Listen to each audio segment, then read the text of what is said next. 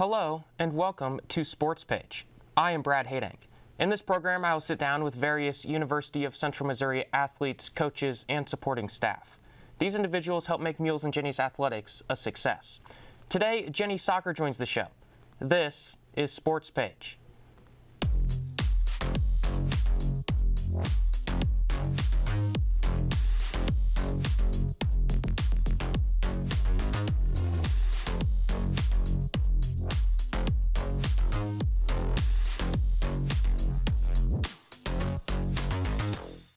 Our first guest today is Jennies Soccer head coach Louis Theobald.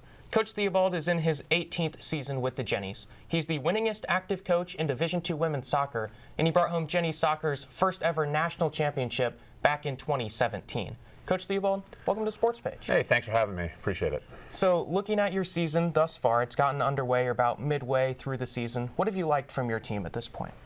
I like the fact that that we keep getting better is number one thing, and we had a lot of change from last year, so we had to kind of reinvent ourselves, but kind of from in different roles, find out who was going to contribute in different roles and a leadership role and things like that. And I feel like we really started off strong, and now there's still a lot of room for growth and improvement. And we've really challenged ourselves with the schedule, so really feel good about where we're at performance-wise, and just need to find some consistency.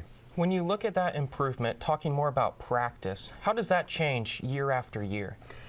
So we have a really clear game model for the way we want our team to play, and so then it's just making adjustments a little bit based on the type of players that are going to be on the field. So if they have some sort of attribute we want to use, making a slight adjustment to the game model, but the actual process of that doesn't change very much year to year to us. We adapt and grow with the trends of the game a little bit, but generally our game model is really, really clear. And then when we're in season, there's two kinds of sessions. There are game model sessions, which are based around the way we want to play, and then something called game prep sessions, which is based on a scouting report to get ready for a game. So it's pretty quick turnaround week to week, but we get a little bit of both in each week. So you're talking about the game model, the way you want to play. Could you talk me through what that means to your team? Yeah, so there's different phases to the game. So there's, when you're in possession, so when you have the ball, and different parts of the field. So we play to principles, so, having width and depth, and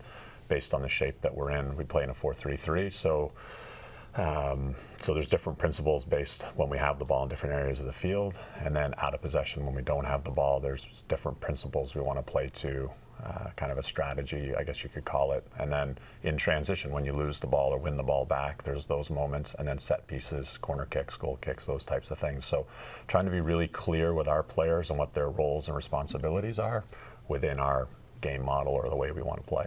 So when you go out and recruit, are you recruiting for the game model? Is that an aspect of that? Yeah, so what we've got to now is we recruit to a system or the game model, and then we have player profiles for each position. And so when we go watch players play, we're trying, those profiles have attributes that we're looking for in those positions, and then that's how we evaluate not just recruits, but our current players. So when they meet with us after the season, we'll go through those profiles and attributes and kind of highlight what they're doing well and what they need to improve on for their position.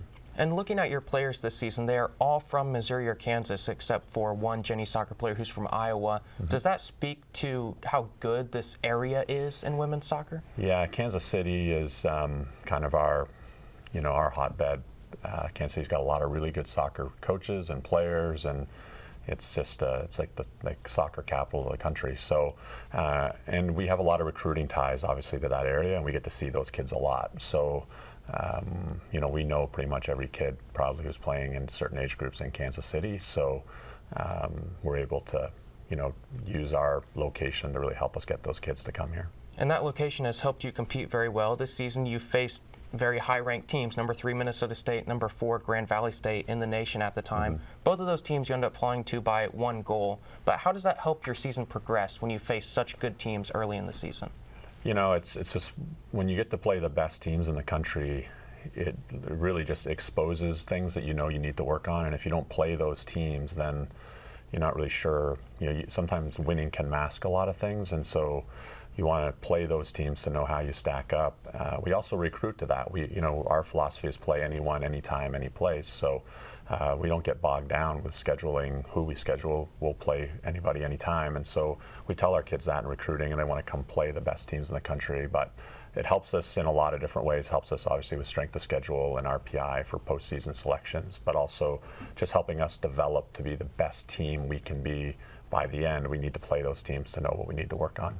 And looking at that schedule more logistically, who sets that? Do you have a say in that? How does the schedule come to be? Yeah, unfortunately, it's me that gets to do that part. And so we were in some agreements, obviously, with Minnesota State and Grand Valley. Those coaches, we've made an agreement to play each other because they're in the same boat. They want to play us, we want to play them. So we just kind of rotate those sites around. And we're still looking to make those agreements with other people as well. But sometimes finding games can be hard. Scheduling is difficult. I'm guessing for every sport, it's something you really have to dive into and work hard to get the right games and the right matchups to prepare your team and give them, the student athletes, the best experience possible by being able to play some good games.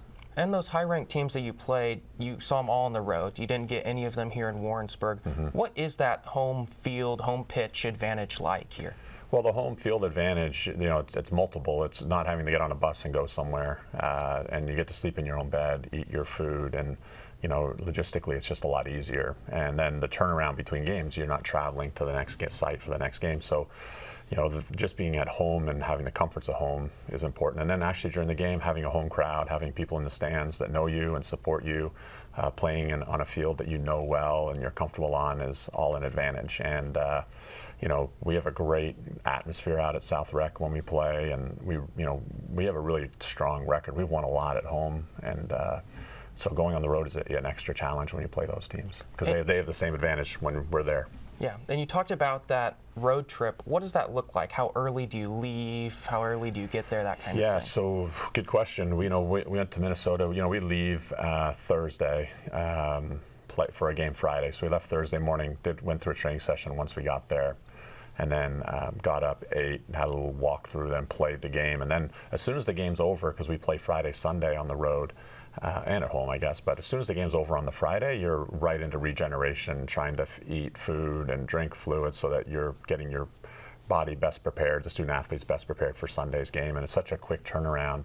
Our midfield players probably run 4 or 5 miles in a game. So that's a lot at a high intensity. And then, have to turn around and do it again 2 days later can be a real challenge. And you talked about that bus trip up north to Minnesota. That's a long time in the bus. What do you do? What does your team do to stay prepared for the game?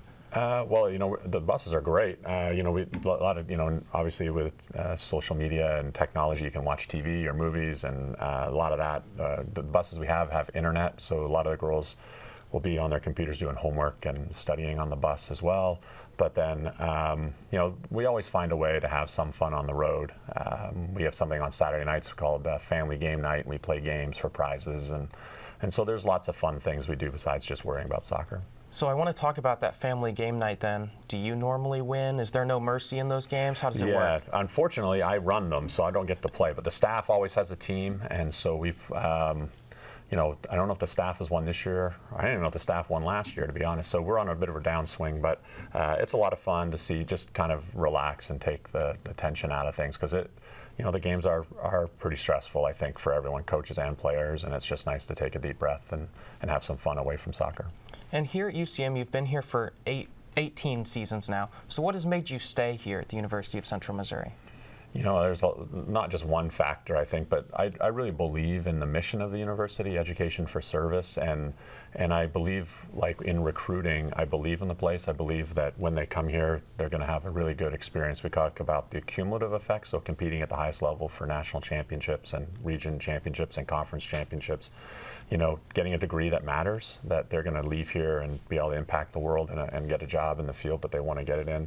And then also being involved in the community and community service. And we do a lot of those projects. So if putting all that together provides a great experience, and I really believe in that experience for kids. And so for me, I want to be at a place that I believe in, that I believe in the experience kids are going to have. And then when they leave here, they're going to be able to do what they want to do in their life. And it sounds like a pretty simple formula, but I'm not sure there's many places like Central Missouri that have all the factors. Some are really good at athletics, but don't have the other things, and some have good academics, but not the athletic program. And we seem to have the full package here, and so it's the ability to provide that well-rounded experience year in, year out, and believe in the experience these kids are going to have, makes this a really, enjoyable place to be year in, year out.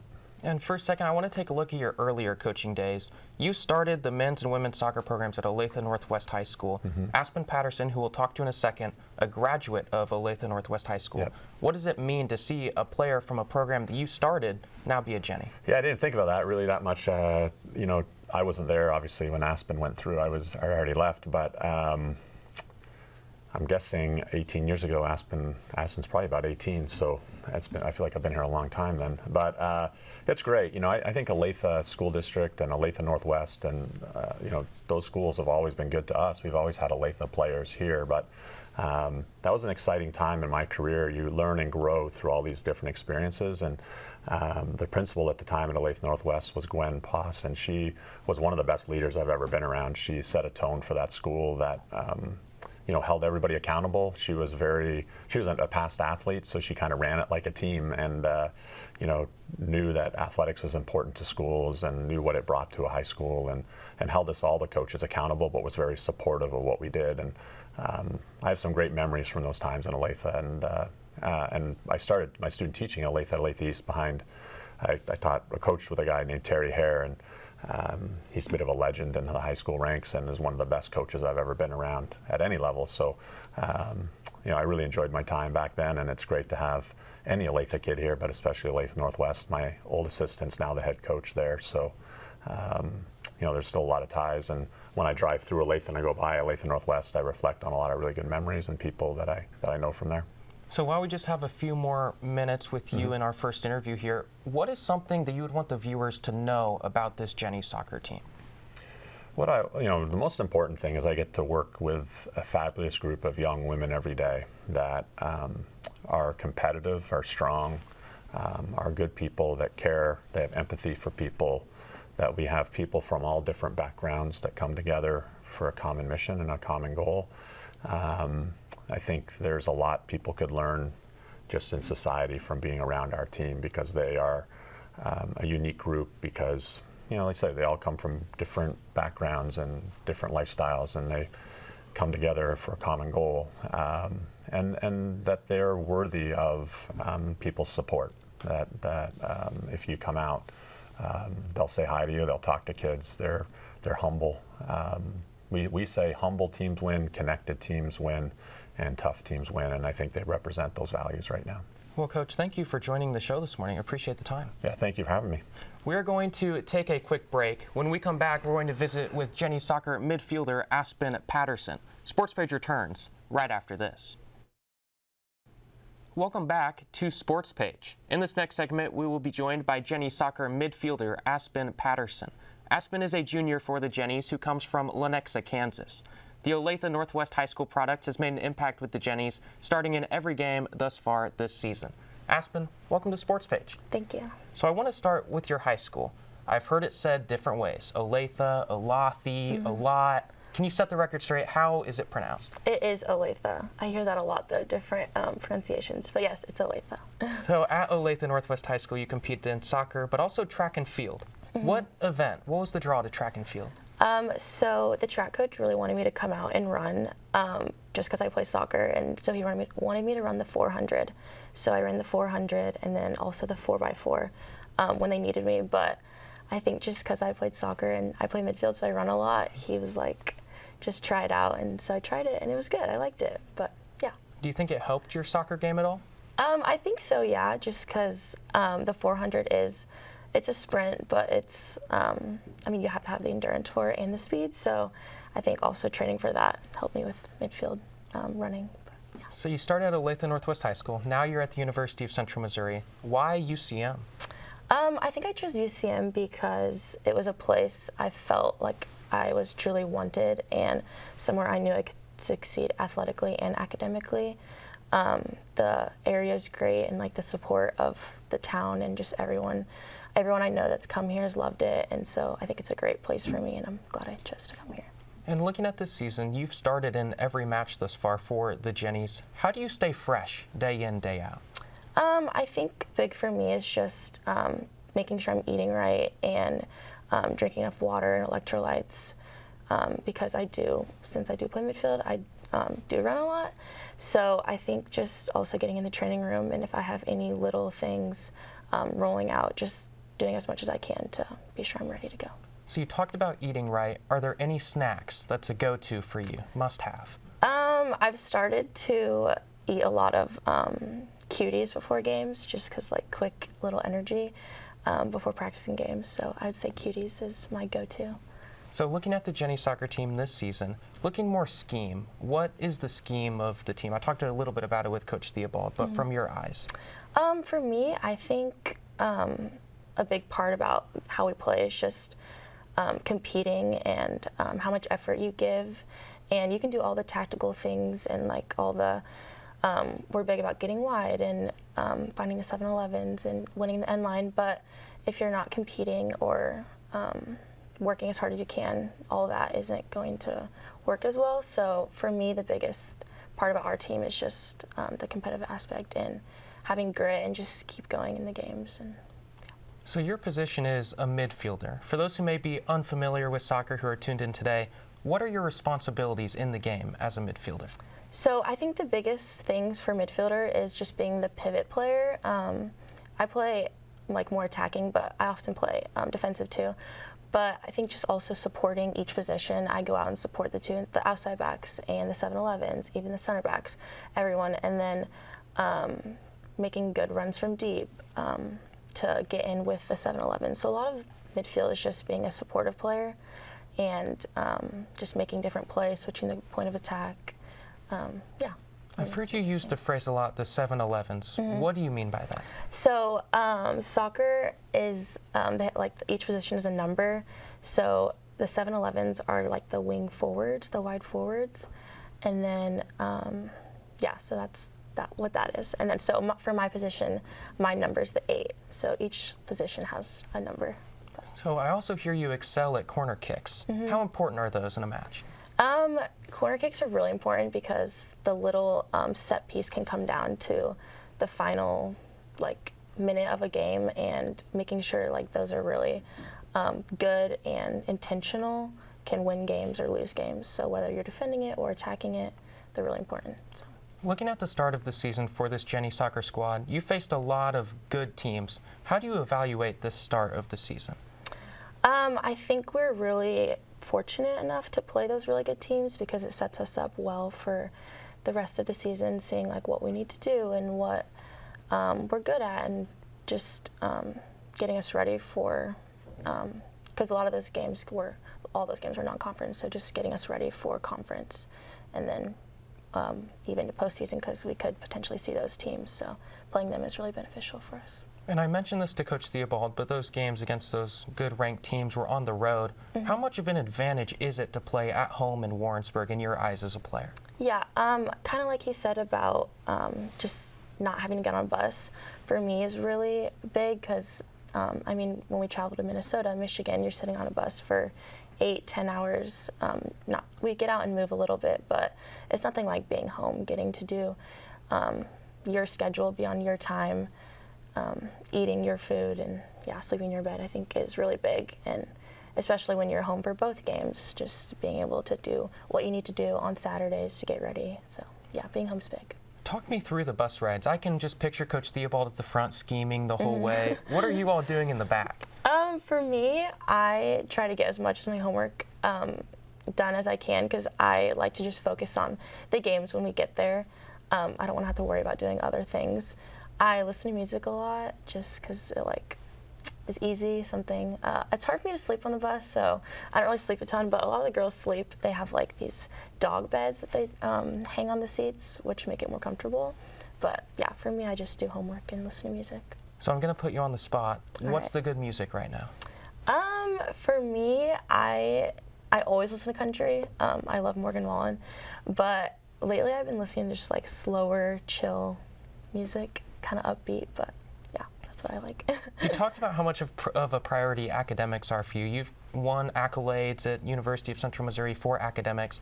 How do you balance academics and athletics? Yeah, I think my perception of balancing academics and athletics coming into college was gonna, like, I thought it was harder. It was gonna be harder, but for me, it's honestly not anything too like hard to manage. Honestly, it's just for me not procrastinating and doing it at the last minute, just working through it the whole week, and then having to focus on soccer the rest of the week. And yeah, it's been good for me to balance. Nothing too hard. And I want to go back to your earlier soccer days for a second. Originally, when you first saw the sport, what made you fall in love with the sport of soccer? I think, hard for me to remember, but I think just soccer is just such an open sport. Like, it's nothing like, you can't really draw up plays to like, oh, this is exactly what we're gonna do. It's kind of free, and you just do kind of what you want and what you see. There's no like basketball, you have timeouts and you can do this and this, but soccer can't do that. So I think I kind of like that. I've always kind of liked to run, so I think that too. But yeah, I'm glad it's the sport I stuck with. So you talked about, especially when you look at soccer, it's one of those things you enjoy running. It's a lot of things that people don't typically enjoy.